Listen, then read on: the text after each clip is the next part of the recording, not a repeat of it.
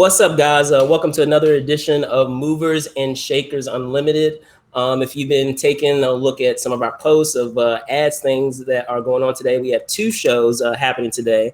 But our first show will be covering some special guests that we'll have here from the film The Historian. So first and foremost, I want to introduce one of our guests. Give me one moment here. So first off, we have Leticia Jimenez. Bring her on really quick. Hey, how's it going? Hello, I'm good. How are you? Great, I'm doing awesome.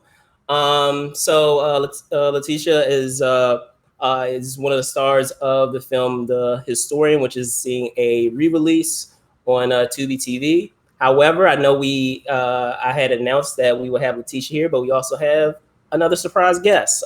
We have writer director Miles Doleac also joining us as well. So let me bring him on.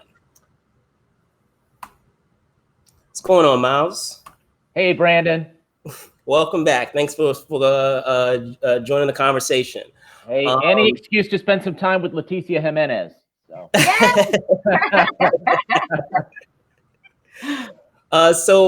Just to start first, I guess I'll start with you, Miles. Just talking about the film's beginnings, because as I said, this is a re-release of your first feature. Right. And, in having a prior conversation with you, I know that you have a huge background when it comes to history, having your master's degree, having your PhD and all that. So would you say that a lot of what we see in this film is based on inspiration from those experiences in earning those degrees? Well, it's an old saw, write what you know. And, and at the time I was writing this film, I was in the process of completing my PhD at Tulane University. Leticia and I had just worked on a film together called Jake's Road, directed by Mike Mayhall. And that film and the incredible experience I had with that cast and with Mike inspired me really to burn the midnight oil and to dive into making my own film. And so, yes, this is probably my most personal film. It is loosely based on actual experiences in academia and some troubling trends that I saw as I was in the process of going through graduate school and getting that doctoral degree. Some things, of course, have been dramatized and aggrandized and wholly invented, but I just felt for my first film, I needed to write something about which I was intimately familiar, and that was higher education at the time. Great. And Leticia, I know that Miles, just commented on, briefly on how you got involved, but can you speak, more to that and how that process came to be with this film? Well, yeah. So I had worked with Miles, like he said before, on Jake's Road. And it was a really great experience. And then you had talked about it though too, Miles, right? That you were in the process, you had a film and you were going to write something. I remember that.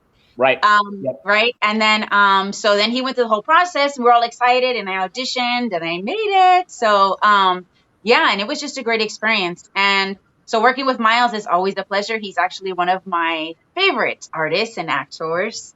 So yeah, and it's just, we bonded very well in the film with Jake's Road. And so it just kind of filtered into this film. And it was a great film. It was so much fun. Everyone was great the whole casting crew. And it was just a pleasure to work with Miles again. Excellent.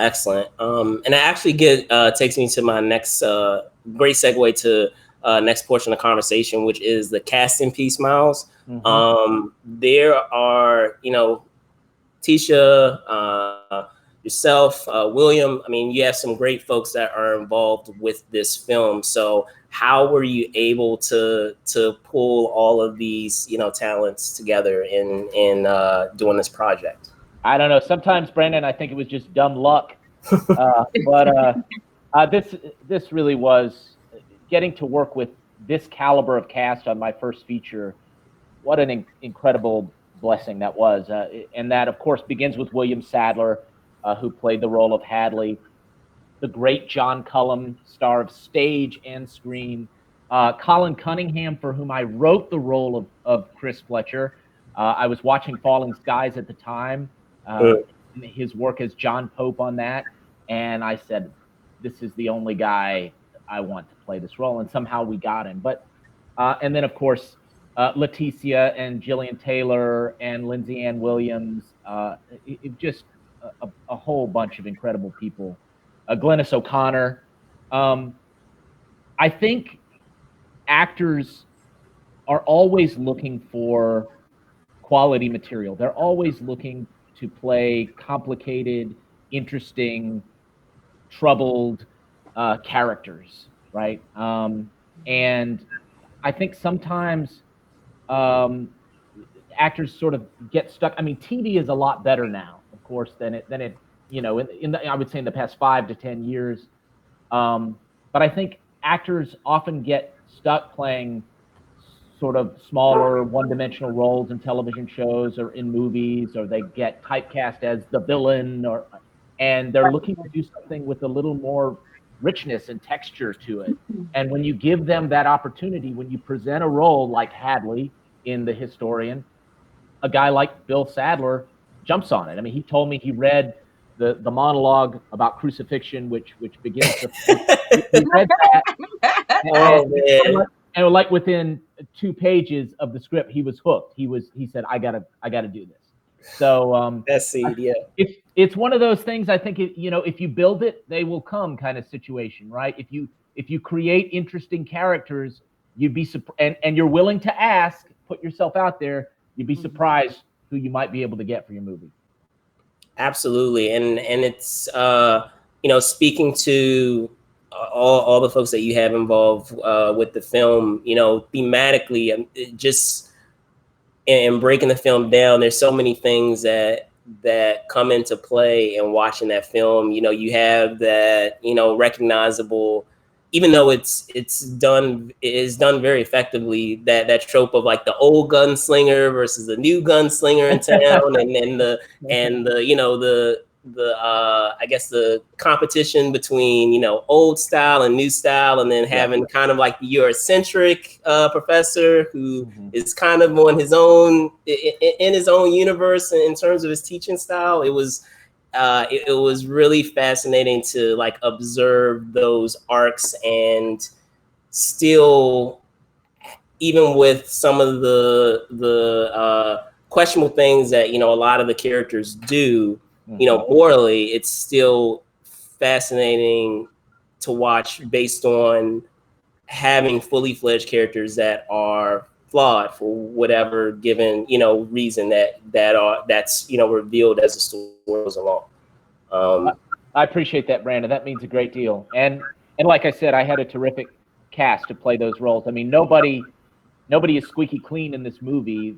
There's a lot of morally gray, which is not only true in The Historian, but in human existence. So good people do terrible things, and I wanted the audience to walk away with questions. I wanted the audience to walk away and go, I'm not sure how I feel about that, and let the thing rattle around in their head for a little while. And I hope this movie succeeded in doing a little rattling. I was going to say, Leticia, and speaking of like that character, speaking further about your character in that film, the thing that I like most about that character is that she really pulls no punches, and that she really calls out everyone's BS throughout the entire film. So can you talk a little bit to that and providing those elements to that character? Well, I mean, Miles too, he's a really good director. I mean, I guess just so I'm kind of like the straightforward kind of character, just like and and just says it how it is, and just so Miles directed me. It was just like that's kind of how I played her, kind of like no nonsense. She kind of does what she wants, kind of says what she wants. She sees how it is, and just like calls everybody on it, like you say. So yeah, so that's kind of like yeah, I was gonna say, because like all the other characters are so neurotic in their own like unique way, and it's not the case, I feel, with that character, which is a nice contrast. So outside of historian, obviously, Leticia, you've been doing way more stuff, beyond the historian. So I understand we also have Bronx, CIU. So can you comment a little to that as well? Yes, so I did a series called SIU Bronx, and it's actually Dan Garcia Productions, actually Michael Mayhall as well directed, and it actually won for the second. Well, yeah, the second it won, I believe, the first season as well, but this recently it won an Indie Series Award for Best Ensemble for the cast, so which is really cool. But I play basically internal affairs, SIU, kind of. Not the same character in the sense of that, but I'm kind of like a very straight by the book. And I follow the rules, and I kind of, and everyone else kind of does their own thing. And I'm always, trying to be a stickler for the rules. But it's basically, yeah. So like suspense, thriller, psychological type cop show, police, cop show. But that was also a great experience. We did 2 seasons of that. And you can actually catch that on UMC, the Urban Movie Channel, and I believe Amazon. You can catch it on Amazon as well. Yeah. And Leticia did not say that it's Emmy nominated. Oh, and Right. yes, that's Yeah. right. It's Emmy nominated, and Best Actor too, and Leading Actress and Actor, Shanti Lowry and Brian White. And then the director Michael May also got a directorial, Emmy nomination as well. So yeah, it was a really good show and a great cast, very gritty, dark, and yeah, that was a really great ensemble as well. So that was a lot of fun. Cool. And Miles, it's funny you bring that up, because I feel like, just based on kind of like name dropping, all these folks that are part of Bronx as well. I feel like you have kind of like a wheelhouse of actors, kind of the same way that like you see with some peers of actors in the industry, whether it's like Seth Rogen, James Franco, they have their band, their crew. It seems like you have yours as well. So and talking a little bit about that, can you speak a little bit, or even you, Leticia, of having kind of that band of support of colleagues that you work I mean, if I could work on a regular basis. I know you're going to be talking with Bill soon, and if I could work with Bill Sadler on every film, I would. I'm a creature of habit. If I find something that I like, that I connect to, I keep going back to that well. And it's always great to work with new folks too. But at the same time, when you develop a rapport and a trust and a connection with another secondhand, right, you want to continue to build on that, and you want, and that really allows you so much creative freedom. And like you say, if you develop this kind of language whereby, I mean, I've been working with the same editor for the last 3 films. Lindsay Ann Williams and I have worked together now on 5 features and 4 shorts and all these kinds of things. So you develop a certain secondhand, you develop a certain vernacular where you don't have to explain every little piece of motivation. Mike is another guy that I've had the good fortune to work with a bunch. He plays a small role in The Historian, and then of course Dinner Party recurs again in Dinner Party. Right. I got to get Leticia back in something. Yes, I tell you, I knew I needed a strong, self-assured, confident woman to play this role. I needed somebody who literally, my character would be afraid that this woman might kick my ass right here. And Leticia has that going for her. So she's also an accomplished dancer. So she is just an incredibly talented performer. And truly, Leticia, I can't wait to work with you again. Me too, Miles. Yeah. And I was gonna say to speak to that further. I was just gonna say, just the idea of in capacities like that. As I said, we were talking at the beginning about this being a re-release. Is it kind of surreal to kind of look back, on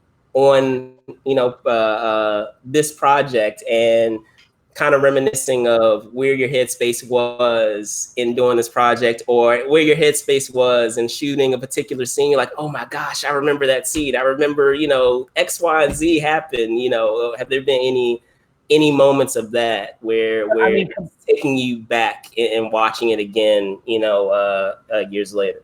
Completely. I mean, you know, even so, the re-release is the result of, we signed with a new distributor, Uncorked Entertainment. So the entire Miles Doleac canon is with Uncorked now, and Keith Leopard does an amazing job over there. But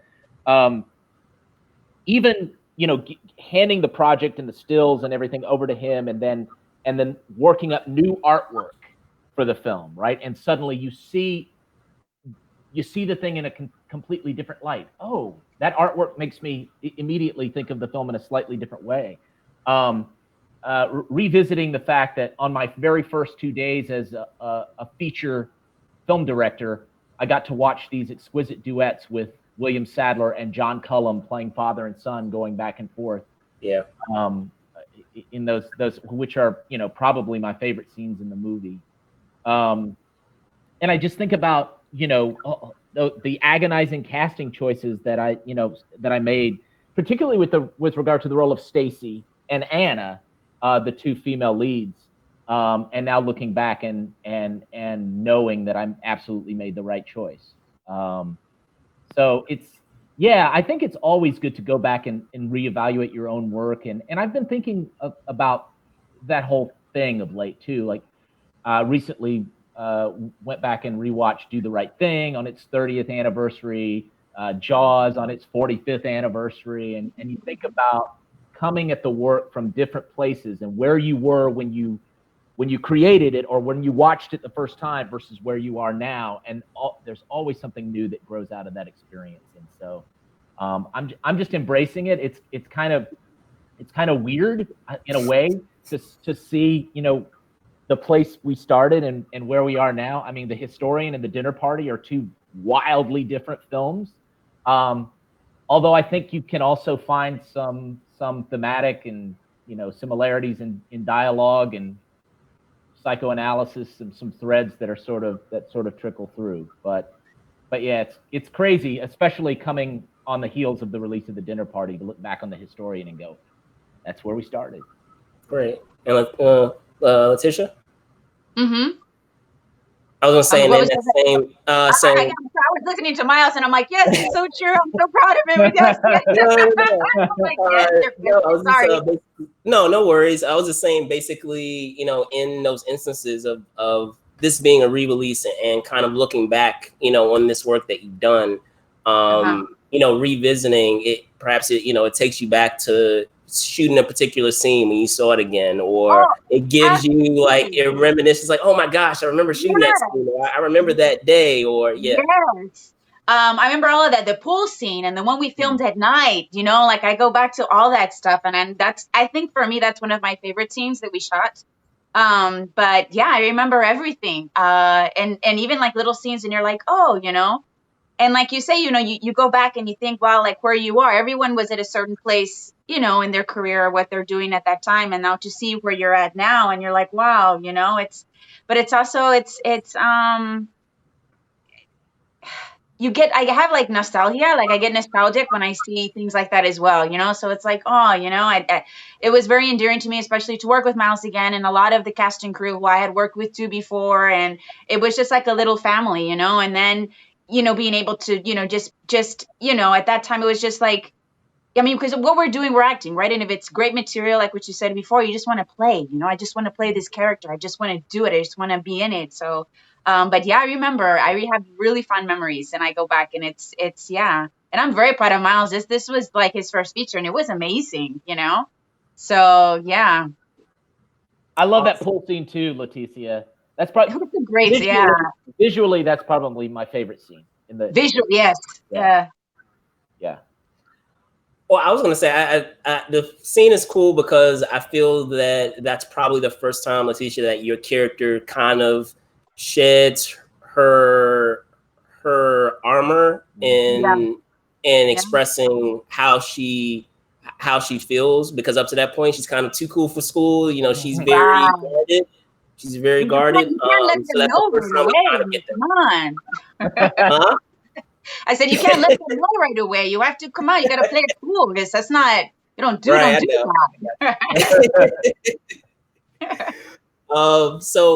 with all that being said, Leticia, I know like we were just talking about with Bronx. Can you talk to some, of the other things that are happening right now? I know things are slowly starting to pick up. Miles, when we were talking previously, things hadn't really gotten to that point yet, but now, weeks later, we're at a different, time and space. So can you talk to that, Leticia, in terms of like some of the projects that that perhaps were kind of on the back burner or kind of in flux and now has an opportunity to pick back up? Yeah, so there's a lot of stuff that I have that's kind of like in pre-production, and like a lot of callbacks are like, they were like, okay, you're pinned, but they're like, wait a minute, then the corona hit, so it's like, boom, so everything's shut down. But now over here, everything's starting to open back up. So hopefully we'll see, there's a couple of things. There's one film that I will have starting in July the 20th. But I mean, you never know. I don't know with all this corona stuff what's going to happen. But I mean, right as of now, auditions are picking up and things like that too. And it's all via Zoom or like, Right. or self-tape. It's a total different like era now that we're living in, which is, in one sense, you're like, okay, you can be anywhere and you can send in your self-tape or callbacks or what have you. But at the same time, it's like, what's going to happen? So we'll see, hopefully, everyone, is safe in the coronavirus. I mean, we'll see what happens, but, hopefully and God willing, I mean, all this can continue and we don't get, let's say, another shutdown, which would, kind of be bad, everything has to stand still again. But as of right now, it's picking up. So we'll see. Miles? Well, I have a couple things in the pipeline. I have a script that is based around the myth of Cernunnos, the stag god, the horn god of Gallo-Germanic origin, that we are trying to shoot by the end of the year. And we have recently wrapped up a first draft of a dinner party sequel. I never thought I would hear myself say the word sequel with regard to something I was directing. But the dinner okay. but the dinner party has gotten so many eyes on it and so many positive reviews, and it's a little overwhelming.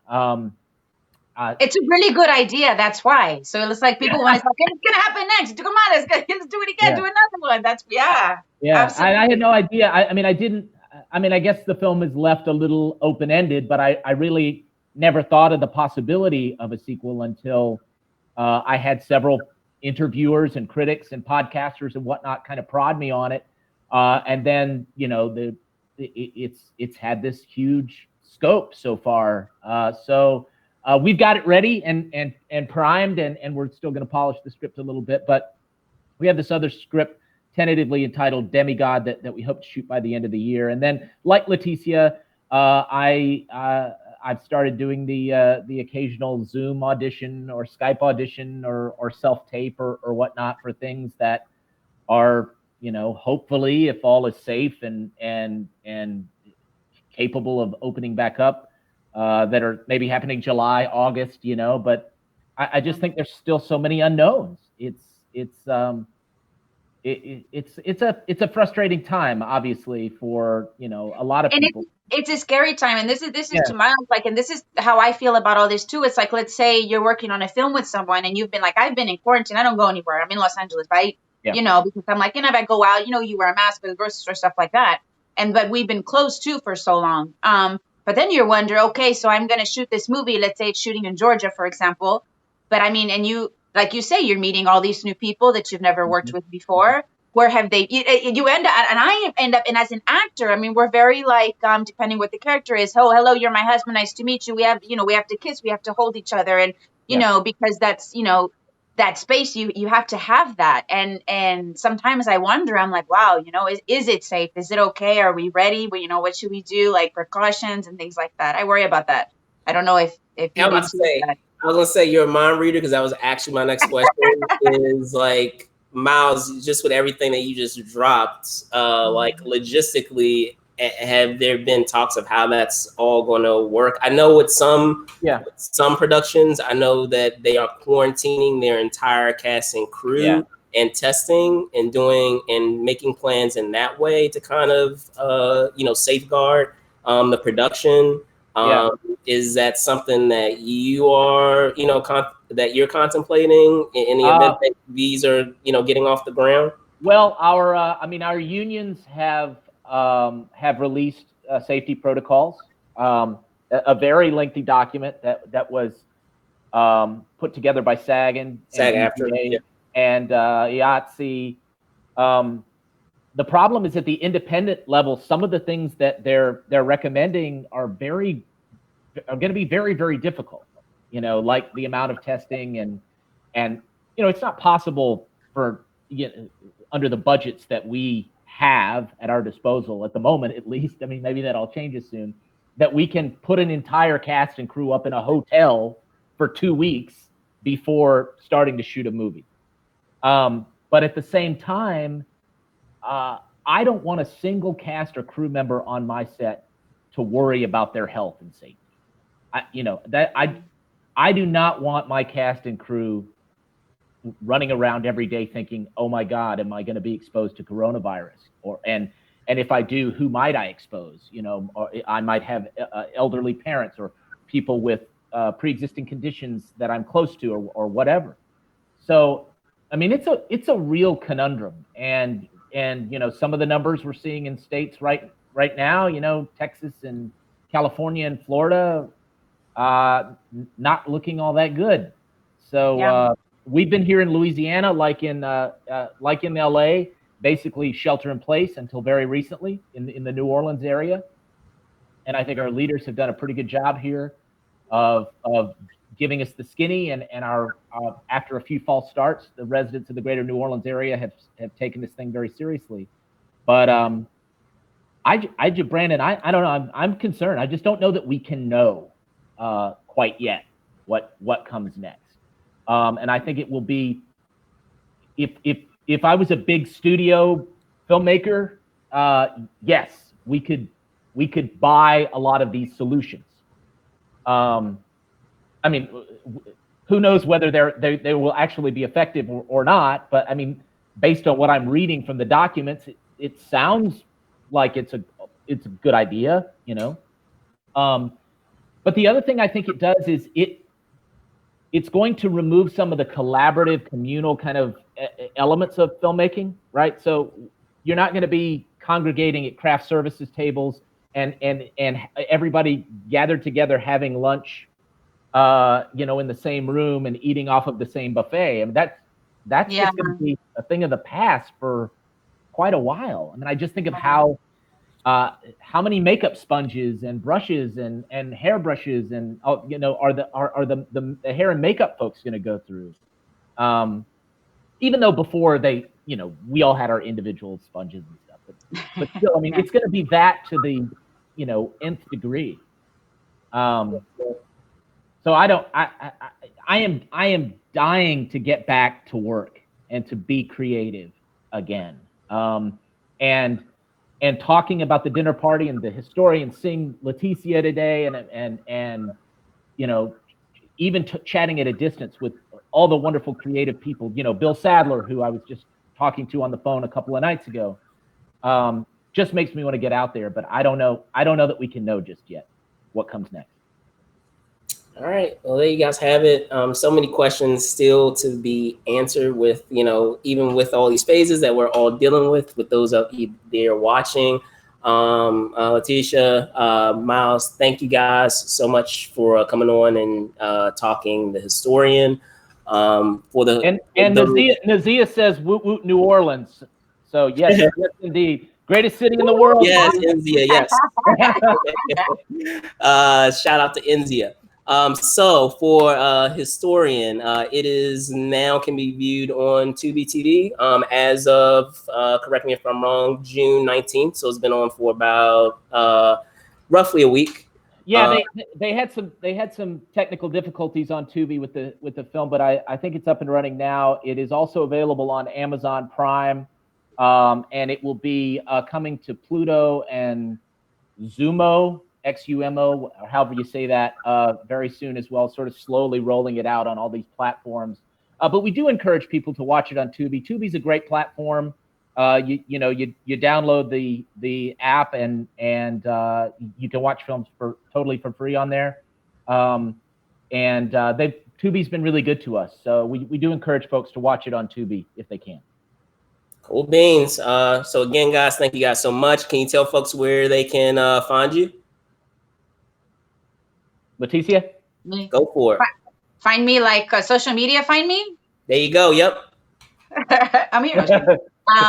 So Leticia Jimenez, my Facebook, Instagram, it's Leticia_Jimenez 007. And that's also my Twitter as well. So yeah, you can find me there. Find there on hers.